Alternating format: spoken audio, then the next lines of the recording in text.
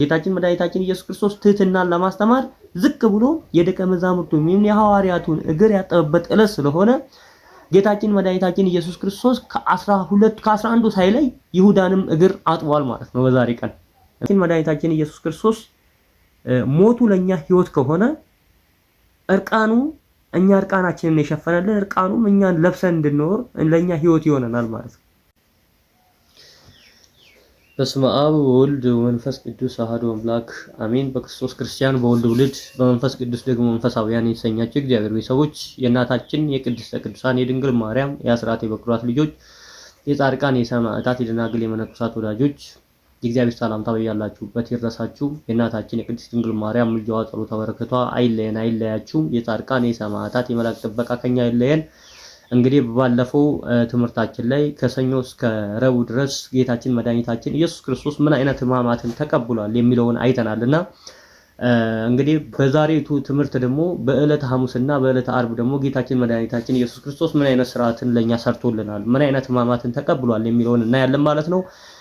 በቀላሉ የዕለተ ሐሙስ ራሱ እናስተምራለን ብንል አንድ ቀን በላይ የሚፈጅ ትምህርት ነውና ነጥለን እናስተምራለን ብንል ብዙ የሚፈጅ ነውና በቀላሉ ህዝቡ ግን እንዲረዳው ሁለቱን አንድ ላይ ለማስተማር እንሞክራለን ማለት ነው። የሚያስተምር እግዚአብሔር ነው፣ የሚመክር እግዚአብሔር ነው፣ ብናጠፋ ደግሞ የሚገስጽ እግዚአብሔር ነውና እግዚአብሔር መንፈስ ቅዱስ በማከላችን ተገኝቶ እንዲያስተምረን እንዲመክረን የሱ መልካም ፍቃድ ይሁንልን። በቀላሉ በአራቱም ወንጌል ላይ ብንሄድ እናገኘዋለን ማለት ነው። የዛሬ በሰሞነ ሕማማት የሚደረጉትን ትምህርቶች በአራቱም ወንጌላት ላይ ብንሄድ እናገኛቸዋለን። በእርግጥ ግን ለኛ ለትምህርቱ እንዲመቸን በማቴዎስ ወንጌል ላይ ያለውን ኃይለ ቃል እንወስዳለን ማለት ነው። ማቴዎስ ወንጌል ምዕራፍ 26 ከቁጥር 16 አካባቢ ላይ ሄደን ስናነብ ምንድነው የሚለው? ይሁዳ 30 ዲናሩን ከተቀበለ በኋላ ከጻፍት ፈሪሳውያን ጌታችን ኢየሱስ ክርስቶስን አሳልፎ ለመስጠት ምቹ ሁኔታ ይጠባበቅ ነበር ይላል። ምቹ ሁኔታ ይጠባበቅ ነበር። እናም ጌታችን መድኃኒታችን ኢየሱስ ክርስቶስ በዕለተ ሐሙስ ደግሞ አንድ ነገር አደረገ ማለት ነው። በዕለተ ሐሙስ አንድ ነገር አደረገ። ዕለተ ሐሙስ ባይዘዌ ብዙ ስም አላት ማለት ነው። በብዙ ስሞች ትጠራለች። አንደኛ የሚስጥር ቀን ተብላ ትጠራለች፣ ሚስጥረ ቁርባን የተመሰረተበት ቀን ስለሆነ። ሁለተኛ ደግሞ ጸሎተ ሐሙስ ተብላ ትጠራለች። ጌታችን መድኃኒታችን ኢየሱስ ክርስቶስ በአታክልት ስፍራ ወይንም ደግሞ በጌቴሰማኒ የጸለየው ጸሎት ስላለ ጸሎተ ሐሙስ ተብላ ትጠራለች። አዲስ ኪዳን ሐሙስም ተብላ ትጠራለች ማለት ነው። የአዲስ ኪዳንን ስርዓት የመሰረተበት ዕለት ስለሆነ አዲስ ኪዳን ሐሙስም ተብላ ትጠራለች ማለት ነው። ያለችበት ምክንያቱም እንግዲህ የአዲስ ኪዳኑን የቁርባን ስርዓት በዕለተ ሐሙስ የሰራ ስለሆነ ማለት ነው። እንግዲህ በቀላሉ በማቴዎስ ወንጌል ምዕራፍ 26ን ስናነብ ከቁጥር 16 ጀምረን ስናነብ ይሄን እናገኛለን ማለት ነው። እንግዲህ በእስራኤል ልማድ እንደምናውቀው በዕለተ ሐሙስ ማለት ነው ትንሳኤ እሁድ የሆነ በዕለተ ሐሙስ የቂጣ በዓል ወይም ደግሞ የፋሲካ በዓል ብሎ ያከብራሉ። ይሄ በዓል ምንድነው? ህዝበ እስራኤል ከ430 ከግብጽ ባርነት በኋላ የኤርትራን ባህር ወይም ደግሞ ቀይ ባህርን ተሻግሮ ወደ ከነዓን የመጡበትን ቀን በማስመልከት ያከብሩታል ማለት ነው። ይሄን ዕለተ ሐሙስ ላይ ይሄንን በዓል ያከብሩታልና ጌታችን መድኃኒታችን ኢየሱስ ክርስቶስን ሁለቱ ደቀ መዛሙርትን ልኮ ወደ ከከተማ ውጡና ከከተማ ስትወጡ በማድጋ ውሃ ይዞ ወደ ቤቱ የሚሄድ ሰው ታገኛላችሁ፣ ከሱ ጋር ተከተሉትና እሱን ተከትላችሁ የሱ ቤት ላይ የቂጣ በዓልን እናዘጋጃለን፣ እዛ እናከብራለን ብሎ ዮሐንስንና ጴጥሮስን እንደላከ ይናገራል ማለት ነው። በተለይ ሉቃስ ወንጌልን ስናነብ ስማቸውን ጠቅሶ ይናገራል። ሌሎች ወንጌላት ላይ ግን ሁለቱን ደቀ መዛሙርት ልኮ ይላል። ሁለቱ ደቀ መዛሙርት ማን እንደሆኑ አይናገርም። በዚህኛው ወንጌል ላይ ግን በግልጽ ዮሐንስና ጴጥሮስን እንደላከ ይናገራል ማለት ነው። እንግዲህ ጌታችን መድኃኒታችን ኢየሱስ ክርስቶስ በአልዓዛር ቤት ነው ማለት ነው ሥርዓተ ቁርባን ይሰራልን። አልዓዛር ማለት የማርያምና የማርታ እህት በአራተኛው ቀን ከበሰበሰ ሞተ፣ በቃ ሸተተ ከተባለ በኋላ ጌታችን መድኃኒታችን ኢየሱስ ክርስቶስ ከሙታን ለይቶ እንዳስነሳው ይናገራል። በዚህ በዮሐንስ ወንጌል ምዕራፍ 11 ላይ ማለት ነው። በሱ ቤት ነው ሥርዓተ ቁርባንን ጌታችን መድኃኒታችን ኢየሱስ ክርስቶስ ይሰራልን ማለት ነው። ልክ ሥርዓተ ቁርባንን ሊሰራልን ጌታችን መድኃኒታችን ኢየሱስ ክርስቶስ ሥርዓቱን ሊፈጽምልን ወደዛ ሲሄድ እንግዲህ ሐዋርያት 12ቱም ሐዋርያት አብሮ ቀርበዋል ማለት ነው። አብሮ ቀረቡ። ህብስት ተዘጋጀ፣ ወይኑም ጌታችን መድኃኒታችን ኢየሱስ ክርስቶስ አንድ ነገር ተናግሯል። ምንድነው የተናገረው ከተባለ ከናንተ መሃል የሰው ልጅን አሳልፎ የሚሰጥ በእናንተ መሃል ይገኛል፣ ከናንተ መሃል አንዱን እኔን አሳልፎ ይሰጠኛል ብሎ ተናገረ ማለት ነው። በዚህ ጊዜ ይሁዳ ትኩር ብሎ ጌታችን መድኃኒታችን ኢየሱስ ክርስቶስን እንዳየው ይናገራል ማለት ነው። አሳልፎ እንደሚሰጠው ስለሚያውቅ ክርስቶስም ይሁዳም ደግሞ ከረበነታ አይሁድ ጋር ወይንም ደግሞ ከጻፍት ፈሪሳውያን ጋር ከአይሁዶች ጋር ስለተስማማ ጌታችን መድኃኒታችን ኢየሱስ ክርስቶስ እውነቱን ስለተናገረ ትኩር ብሎ አየው ይላል። እንግዲህ ምንድነው ማን ነው አሳልፎ የሚሰጠው ብሎ እርስ በርሳቸው ተጠያየቁ ይላል። እርስ በርሳቸው ሲጠያየቁ ጌታችን መድኃኒታችን ኢየሱስ ክርስቶስ እኔን አሳልፎ የሚሰጥ እኔ ወጪቱ ውስጥ እጄን ሲጨምር ከኔ ጋር እኩል የጨመረ ነው ብሎ ተናገረ ማለት ነው። ይሁዳም እጁን እኩል ከጌታችን ከመድኃኒታችን ከኢየሱስ ክርስቶስ ወጪቱ ውስጥ እንደጨመረ መጽሐፍ ይናገራል ማለት ነው። እና ጌታችን መድኃኒታችን ኢየሱስ ክርስቶስ ህብስቱን አንስቶ ባርኮ እንካችሁ ይሄ ስለ ብዙዎች ኃጢአት ማሰሪያ የሚቆረስ ስጋዬ ነው ብሎ ሰጣቸው ይላል። ህብስቱን ባርኮ ከሰጣቸው በኋላ ህብስቱን ብቻ አልባረከም፣ ወይኑንም ባረከና ይሄ ስለ ብዙሃን ኃጢአት ማሰሪያ የሚፈስ የአዲስ ኪዳን ደሜ ነው ብሎ የአዲስ ኪዳን ስርዓትን እንደመሰረተልን ጌታችን መድኃኒታችን ኢየሱስ ክርስቶስ በዚህ በማቴዎስ ወንጌል ምዕራፍ 26 ቁጥር 26 ላይ በቀጥታ ይናገራል ማለት ነው። ስለዚህ ስርዓተ ቁርባን የመሰረተበት ዕለት ስለሆነ በዛሬቱ ዕለት ቅዳሴ ይቀደሳል፣ ከዛን ጸሎት ይደረጋል ማለት ነው። ጸሎተ ሐሙስም ተብላ ትጠራለች። ጸሎተ ሐሙስም ተብላ ትጠራለች። ለምንድን ነው ጸሎተ ሐሙስ ተብላ የምትጠራው የሚለውን አሁን በዚህኛው እናያለን። ጌታችን መድኃኒታችን ኢየሱስ ክርስቶስ እንግዲህ ስርዓተ ቁርባንን ከመሰረተ በኋላ ሌላ ያደረገው ነገር አለ። የሚገርማችሁ ግን አሳልፎ እንደሚሰጠው እያወቀ ህብስቱንም ወይኑንም ለይሁዳ ጭምር ሰጥቶ ነበር። ይሄ ትህትናን ያመላክታል ማለት ነው። ክፉኛ ላይ እያሰቡ ሰዎች እኛ ጥሩ ነገር ማድረግ እንዳለብን ያስተማረበትም ዕለት ነው ማለት ነው። ይሄንንም ካደረገ በኋላ የሐዋርያትን እግር ያጠበበት ቀን ነው ይሄ ዕለት ማለት ነው። ጌታችን መድኃኒታችን ኢየሱስ ክርስቶስ ትህትናን ለማስተማር ዝቅ ብሎ የደቀ መዛሙርቱን የሐዋርያቱን እግር ያጠበበት ዕለት ስለሆነ ጌታችን መድኃኒታችን ኢየሱስ ክርስቶስ ከ11 ሳይለይ ይሁዳንም እግር አጥቧል ማለት ነው በዛሬ ቀን። የሚገርም ነው። የይሁዳንም እግር አጠበ። ይሁዳ ግን እንዲህም ሆኖ አልተመለሰም ማለት ነው። እንዲህም ሆኖ አልተመለሰም። እግራቸውን አጠበ። እግራቸውን ካጠበ በኋላ ጌታችን መድኃኒታችን ኢየሱስ ክርስቶስ በአልዓዛር ቤት ሁከት እንዲፈጸም አልፈለገም። ሁከት እንዲኖር አልፈለገምና በኢየሩሳሌም አድርጎ ቄድሮን ወንዝ በሚባል አካባቢ ወደ አታክልት ስፍራ ተብላ በምትጠራው በጌትሰሚኒ በእመቤታችን በመቃብር ቦታ ደብረ ዘይት ተራራ ስር ነው ያለችው። እዛ ጋር ሄደ ይላል። እሱ ሲሄድም 11 ደቀ መዛሙርቱ ተከትለውት ሄዱ ይላል። ይሁዳ ግን ተከትሎት አልሄደም። የሚገርም ምክንያቱም ወደዛ እንደሚሄድ ስለሚያውቅ ምቹ ሁኔታ ይፈልጋል ነበር። እዛ እንደሚሄድ ስለሚያውቅ ጌታችን መድኃኒታችን ኢየሱስ ክርስቶስን አሳልፎ ለመስጠት ምንድነው ያደረገው? ቀጥታ ረበነታ አይሁድ ጋር ጻፍት ፈሪሳውያን ጋር ሊቀ ካህናቱ ጋር ነበር የሄደው ማለት ነው። እንደነ ቀያፋ ወደነ ሐና ነበር የሄደው ማለት ነው። ከዛን ጌታችን መድኃኒታችን ኢየሱስ ክርስቶስ እዛ ወደ ተራራው እንደሄደ 8ቱን ወደዚህ ትቶ ዮሐንስን፣ ያዕቆብ ወንድሙን እና ጴጥሮስን ይዞ ወደፊት ፈቀቅ አለ ይላል። ፈቀቅ ካለ በኋላ እነሱንም ትቶ ጌታችን መድኃኒታችን ኢየሱስ ክርስቶስ አጋ ብሎ ተደፋና ጸለየ ይላል። የጸለየውም ጸሎት እንዲል ነበር። እንይገርማችሁ አምላክ ሆይ አባት ሆይ ቢቻልህ ይህች ጽዋ ከኔ ትለፍ፣ ግን የኔ ፍቃድ አይሁን ያንተ ፍቃድ ትሁን ብሎ ነው የተናገረው። ታስታውሳላችሁ የእግዚአብሔር ቤተሰቦች ጌታችን መድኃኒታችን ኢየሱስ ክርስቶስ ጳውሎስን አንድ ነገር ብሎት ነበረ። ህዝበ ክርስቲያንን ሲያሳድድ ሳኦል ሳኦል ለምን ታሳድደኛለህ ብሎ ተናግሮት ነበር። ሳኦል ግን እያሳደደ የነበረ ክርስቶስን ሳይሆን ህዝበ ክርስቲያኑን ነው። በክርስቶስ የተጠመቀ ሁሉ ክርስቶስን ለብሳችኋል አይደለም የሚለው ጳውሎስ። ስለዚህ ክርስቲያንን የሚያሳድድ ክርስቲያንን መከራ የሚያደርስበት ክርስቶስን እንዳሳደደ ስለሚያስብ ክርስቶስ እኛ የክርስቶስ ቤተ መቅደስ አይደለንም? ያንን አስቦ ክርስቶስ ስለኛ ጸለየ ማለት ነው። እቺ ጽዋ ከኔ ትለፍ ማለቱ ለጳውሎስ ለምን ታሳድደኛለህ ብሎ እንደተናገረ ሁሉ እቺ ጽዋ ከኔ ትለፍ ማለት ከህዝበ ክርስቲያኑ በአምሳሌ ከተፈጠሩ ከኔ መከራው ይለፍ ብሎ እየለመነ ነው ማለት ነው። ጸሎትንም ማስተማረን ማለት ነው። ጌታችን መድኃኒታችን ኢየሱስ ክርስቶስ ደም ከሰውነቱ ጠብ እስኪል ድረስ ነበር የጸለየው። እሱ ጸሎት አድርጎ ሲመጣ ግን ደቀ መዛሙርቱ ይተኙ ነበር ይላል። እናንተ 1 ሰዓት እንኳን ከኔ ጋር መትጋት አቃታችሁን? መንፈስ ቀርቧል ግን ስጋ ደካማ ነው።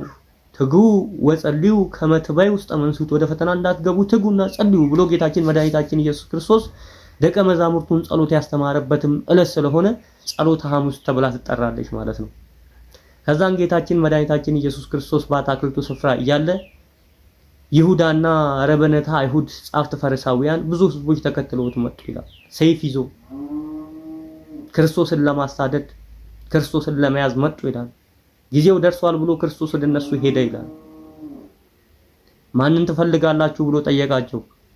ማንን ትፈልጋላችሁ ብሎ ሲጠይቁት እንግዲህ ከዚህ በፊት ማወቅ ያለብን ይሁዳ ክርስቶስን ለመስጠት ምልክት ሰጥቷቸው ነበር። እኔ አቅፌ ሰላም ብዬ የምስመው እሱ ነውና እሱን ይዛችሁ ሂዱ በጥንቃቄ ብሎ ስለነገራቸው ይሁዳ ጠጋ ብሎ ክርስቶስን ስሞ ሊሰጣቸው ሲያስብ አንተ ይሁዳ የሰው ልጅ በመሳም አሳልፈህ ትሰጣለህን ብሎ ተናገረው ይላል።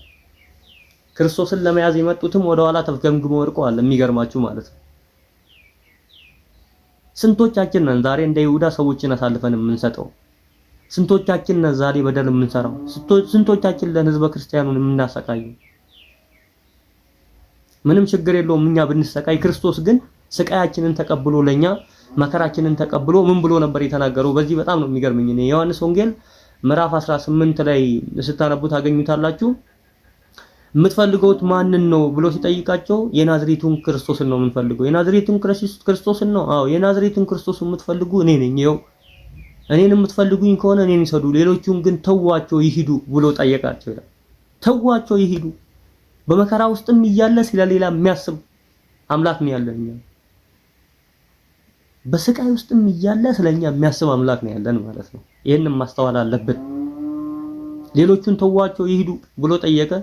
ጌታችን መድኃኒታችን ኢየሱስ ክርስቶስን ይዞ ወደ ሐና ቤት ወደ ሊቀ ካህናት ወደ ሐና ቤት ወሰዱ። ከዛን እያፈራረቁ አሰቃዩት ይላል። ጌታችን መድኃኒታችን ኢየሱስ ክርስቶስ በጌቴሰማኒ የተያዘው ዕለተ ሐሙስ ከሌሊቱ 3 ሰዓት ላይ ነበር። ተፉበት ይላል። በጥፊ መቱት ይላል። ከምንም በላይ ግን የሚገርመው ከጥፊ በላይ ከምንም ጥፊ በላይ የሚገርመው የመጻጉዕ ጥፊ ነው። እኔ በጣም የሚገርመኝ ማለት ነው የመጻጉዕ ጥፊ በጣም ነው የሚገርመው። በዚህ በዮሐንስ ወንጌል ምዕራፍ 18 ቁጥር 22 ላይ ስትሄዱ ጲላጦስ ፊት ቀረበ ይላል። ጌታችን መድኃኒታችን ኢየሱስ ክርስቶስ ከቀረበ በኋላ ለጲላጦስ ሚስቱ መልእክት ልካለት ነበር። መልእክት ልካላት ነበር። ምን ብላ ነው መልእክት የላከችለት? እኔ የማይሆን ህልም አይቻለሁ። ይሄ ሰው ምንም አይነት በደል የለበትም፣ እጅን እንዲህ አይነቱ ነገር ውስጥ እንዳታስገባ ብላ ስለላከችበት ጲላጦስ ፈራ ይላል። አንድም ጥፋት አላገኘበትም ተይዞ እሱ ጋር ሲሄድ ማለት ነው። ከዛን አንተ ማን ብሎ ይጠይቀዋል። አንተ ማን ተናገር ሲለው ማንነቴን ለምን ትጠይቀኛለህ? እኔ ነብይ ሆንኩ ምንም ሆንኩ ለማንነቴን ለምን ትጠይቀኛለህ? እኔ በምኩራብ እያስተማርኳቸው የነበሩ ሰዎች አይደሉም እዚህ ጋር ያሉት? እነሱን ጠይቃቸው ችግር የለውም ይነግሩሃል ብሎ ሲል እንዴት ለሊቀ ካህናቱ እንዲህ ትመልሳለህ ብሎ መጻጉዕ ጌታችን መድኃኒታችን ኢየሱስ ክርስቶስን በጥፊ መታው ይላል። በጥፊ ሲመታው ግን አንድ ነገር ነው የተናገረው ጌታችን መድኃኒታችን ኢየሱስ ክርስቶስ ዮሐንስ ወንጌል ምዕራፍ 18 ቁጥር 23 ላይ ክፉ ተናግሬ ከሆነ ስለ ክፉ መስክርብኝ፣ መልካም ተናግሬ ከሆነ ግን ስለምን ትመታኛለህ አለው ይላል። በጣም ነው የሚደንቀው ቃሉ። ክፉ ተናግሬ ከሆነ ስለ ክፉ መስክርብኝ ምን ማለት ነው? አንተ ላይ ክፉ ሆኜ እንደነበረ አንተን 38 ዓመት ሙሉ ስትሰቃይ ማንም ዞር ብሎ ሳይ አንተን ፈውሼ እንደነበር ጥሩን ነገር ተናገርልኝ። ክፉ አንተ ላይ አድርጌ ከሆነ ደግሞ ስለ ክፉ መስክርብኝ። ክፉ ካላደረግኩ ለምን ትመታኛለህ እያለው ነው ማለት ነው። እንዲህ ብሎ ተናገረው ጌታችን መድኃኒታችን ኢየሱስ ክርስቶስ በዕለተ ሐሙስ። ስለዚህ ለኛ ሲል ተያዘ ማለት ነው። ሥርዓተ ቁርባንን ከመሰረተ ትሕትናን ካስተማረን በኋላ ጸሎትን ካስተማረን በኋላ ዝቅ ብለን የአገልጋዮቻችንን እግር ማጠብ እነሱን ማገልገል እንዳለብን ካስተማረን በኋላ ተያዘልን ማለት ነው። በጥፊ ተመታልን ማለት እንግዲህ ለማሳጠር ያህል ዕለተ ሐሙስን እንዲህ ካየነው ይበቃናል። ዓርብ ደግሞ ስቅለት ተብሎ ይጠራል ማለት ነው። ዓርብ ስቅለት ነውና ዓርብ ግን ሁሌም ይገርማል እውነት ለመናገር ማለት ነው። የሰው ልጅ የተፈጠረው በዕለተ ዓርብ ነው እንደምናውቀው ማለት ነው። የሰው ልጅ ከ7 ነገር ተፈጥሯል። አንደኛ 4ቱ ባህሪያተ ሥጋ፣ 3ቱ ባህሪያተ ነፍስ አንድ ላይ 7 ናቸው። የሰው ልጅ የተፈጠረው በዕለተ ዓርብ ነው። በድሎም ከገነት የወጣው በዕለተ ዓርብ ነው። እንደገናም ደግሞ ጌታችን መድኃኒታችን ኢየሱስ ክርስቶስ ሰውን ለማዳን የተሰቀለው በዕለተ ዓርብ ነው። በጣም ነው የሚገርመው። በዕለተ ዓርብ ነው ሰውን ለማዳን የተሰቀለው ማለት ነው። የሚገርማችሁ ጌታችን መድኃኒታችን ኢየሱስ ክርስቶስን ከሱ ጋር የነበሩት ናቸው አሳልፈውት የሰጡት። ጴጥሮስ እኮ ጌታችን መድኃኒታችን ኢየሱስ ክርስቶስ ሥርዓተ ቁርባንን መስርቶ ወደ ጌተሰሚኒ ከመሄዱ በፊት ወዴት ትሄዳለህ ብሎ ሲጠይቀው መሄድበት አንተ መሄድ አትችልም ብሎ ጴጥሮስን ከገሰጸው በኋላ ጌታችን መድኃኒታችን ኢየሱስ ክርስቶስ ጴጥሮስ ግን ተመጻደቀ ይላል። ምን ብሎ የተመጻደቀው? ሌሎቹ ቢክዱ እንኳን እኔ አልክድህም ብሎ ተናገረ ይላል። እንግዲህ ጌታችን መድኃኒታችን ኢየሱስ ክርስቶስ ዛሬ ዶሮ ሳይጮህ አንተ 3 ጊዜ ትክደኛለህ አለው ይላል። እውነትም ጴጥሮስ አንደኛ ሴቷ ቀርባ አንተ ከሱ ወገን ነህ ስትለው አይኔ አይደለሁም ማለት ሳትዳር ሆኖ፣ ሁለተኛውንም ሌላ ሰው መጥቶ ሲጠይቀው አይኔ ከሱ ወገን አይደለሁም የገሊላ ሰው አይደለም አይ እኔ አይደለሁም ብሎ ካደ ይላል። ሶስተኛ ላይ ግን ማልኮስ የሚባል ጌታችንን ሲቱት ማልኮስ የሚባል የሊቀ ካህኑን ወታደር ጆሮን ቆርጦ ነበር ጴጥሮስ ማለት ነው። ከዛን ጌታችን መድኃኒታችን ኢየሱስ ክርስቶስ ሰይፍን መልስ፣ በሰይፍን የሚያነሱ በሰይፍ ያልቃሉ ብሎ እንደ ተናገረው እናውቃለን። እና የዛ የማልኮስ ዘመድ ጌታችን መድኃኒታችን ኢየሱስ ክርስቶስን ማነው ጴጥሮስን አንተ የሱ ደቀ መዝሙር አይደለም እዛ አይቻለሁ አታክልት ስፍራ ላይ አይቻለሁ ሲለው እኔ በእውነት አላውቅም ብሎ ማለ ካዶ ይላል ክርስቶስም ማለት ነው። ከዛን ልክ ጴጥሮስ ሶስተኛ ጊዜ ሲክደው ዶሮ ጮኸ። አንተ ዛሬ ዶሮ ሳይጮህ 3 ጊዜ ትክደኛለህ የሚል ክደት የሚለውን የክርስቶስን ቃል እሱ ሲክደው ዶሮ ሲጮህ እንደዛ የሚለውን የክርስቶስን ቃል አስታወሰና አለቀሰ ይላል። ወደ ውጭ ወጥቶ ማለት ነው አለቀሰ፣ ተጸጸተ ይላል። እዚች ጋር ምንድነው የምንማረው? እኔ ኃጢአትን አንሰራም ብለን መመጻደቅ የለብንም። ኃጢአትን መስራት አልችልም እኔ ኃጢአትን አልሰራም ብለን መመጻደቅ የለብንም። ኃጢአትን እንዳልሰራ አንተ ጠብቀኝ። የሚመካ ቢኖር በእግዚአብሔር ይመካ አይደለም የሚለው መጽሐፉ።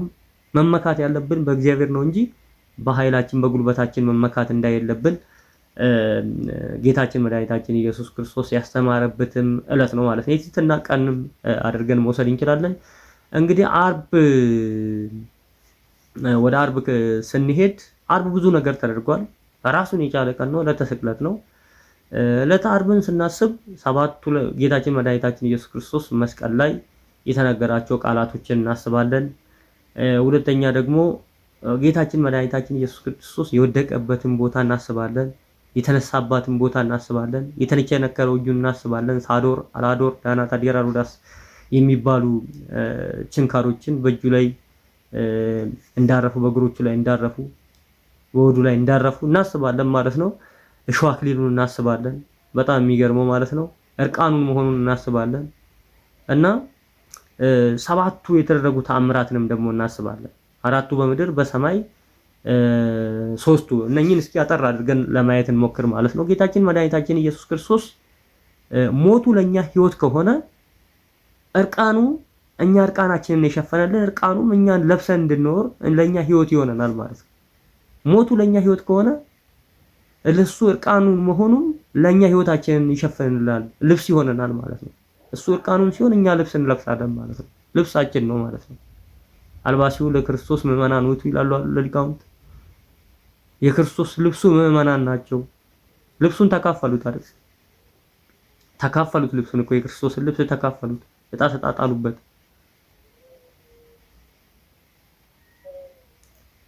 ይሄንን እንማራለን ማለት ነው። ከዚህ ውስጥ እኔ ህዝቡ እንዲያውቅ የምፈልገው አንድ ልዩነት አለ። ጌታችን መድኃኒታችን ኢየሱስ ክርስቶስ በዕለተ ዓርብ ካደረገው ነገር አንጻር ሲታይ፣ ለምሳሌ በግብጽ ቤተክርስቲያን ዛሬ ቤተ መቅደሱ መጋረጃው ይከፈታል ሙሉ ለሙሉ ማለት ነው። ይከፈትና ታቦቱ ይታያል ማለት ነው። ውስጥ ላይ መቅደስ ላይ ያለው ታቦት ይታያል። ለምንድን ነው ይሄንን የሚያደርጉት? በዕለተ ዓርብ ጌታችን መድኃኒታችን ኢየሱስ ክርስቶስ ሲሰቀል እርቃኑን ነው ሙሉ ለሙሉ እርቃኑን ነው ሆኖ የተሰቀለውና ስለዚህ ታቦትም መታየት አለበት ብሎ ነው የሚያምኑትና እኛ ግን የኢትዮጵያ ኦርቶዶክስ ተዋሕዶ ቤተክርስቲያን በመጋረጃ ሸፍና ነው የምታወራው። ታቦቱን የሐዘን ልብስ ታለብሳለች፣ ካህናቱም ሐዘን ልብስ ይለብሳሉ። ከዛ በኋላ ግን መጋረጃው ይሸፍነዋል ቤተ መቅደሱን። ለምንድን ነው እንዲህ የምታደርገው የኢትዮጵያ ኦርቶዶክስ ተዋሕዶ ቤተክርስቲያን? ልክ ጌታችን መድኃኒታችን ኢየሱስ ክርስቶስ ሲሰቀል ከ6 ሰዓት እስከ 9 ሰዓት ፀሐይ ጨልሞ ነበር።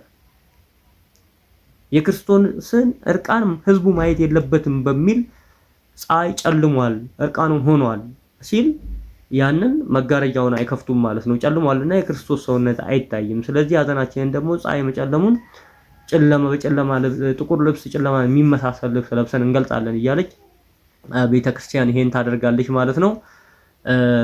ሌላኛው እዚች ጋር ማወቅ ያለብን አጠር አድርገን ህዝቡ እንዲያውቅ የምንፈልገውን ነገር ነው መናገር የምንፈልገው። እንሰብካለን ሙሉ እንሰብካለን ካልን ጊዜ ስለሌለ ነው። ሌላው ነገር እዚህ ጋር የተፈጠረው ነገር ምንድነው? ጌታችን መድኃኒታችን ኢየሱስ ክርስቶስ ከዋክብት ረግፈዋል፣ ጨረቃ ደም ለብሳለች፣ ሙታን ተነስተዋል፣ መቃብራት ተከፍተዋል፣ የቤተክርስቲያን መጋረጃ ለሁለት ከላይ እስከ ታች ተሰንጥቋል፣ መሬት ተንቀጥቅጣለች፣ አለታት ተሰንጥቀዋል። እነኚህ ሲደረጉ ሙታን ከ500 እስከ 600 ይላሉ ሊቃውንት። ከ500 እስከ 600 የሚያህሉ ሙታን ተነስተዋል ይላሉ ቅዱሳን። ተነስቶ ክርስቶስ ለኛ ትንሳኤያችን ነው ሲሉ መስክረዋል ይላል። የክርስቶስ የትንሳኤው ዕለት በከተማ ተገኝተው የክርስቶስን ትንሳኤ ራሱ መስክረዋል ይላል የእግዚአብሔር ቤተሰቦችና ይሄ ሁሉ ታምራት የተደረጉበት ዕለት ነውና ጌታችን መድኃኒታችን ኢየሱስ ክርስቶስ በዕለተ ዓርብ የተፈጠረውን ሰው እንደገና ደግሞ በዕለተ ዓርብ ተፈጥሮ በዕለተ ዓርብ ከገነት የወጣውን ሰው በዕለተ ዓርብ ተሰቅሎ ወደ ርስቱ የመለሰበት ዕለት ነውና ለኛ ሲል ነው ያንን ሁሉ መከራ ያንን ሁሉ 13ን ሕማማት የተቀበለው ማለት ነው። በቀላሉ ዕለተ ዓርብ ይሄንን ይመስላል። ወስብሐት ለእግዚአብሔር ወለወላዲቱ ድንግል ወለመስቀሉ ክብር። ይቆየን። በዚህንን መንክር ሚዲያን ለሌሎቹ እናንተ ሰብስክራይብ እያደረጋችሁ የደውል ምልክቱን እየተጫናችሁ አባል እንድትሆኑ እንደገና ደግሞ ለጓደኞቻችሁ ሼር ላይክ እያደረጋችሁ ለነሱም እንዲዳረስና እንዲማሩበት እንድታደርጉ በእግዚአብሔር ትህትና ጠይቃለሁ። ወስብሐት ለእግዚአብሔር ወለወላዲቱ ድንግል ወለመስቀሉ ክብር። ይቆየን።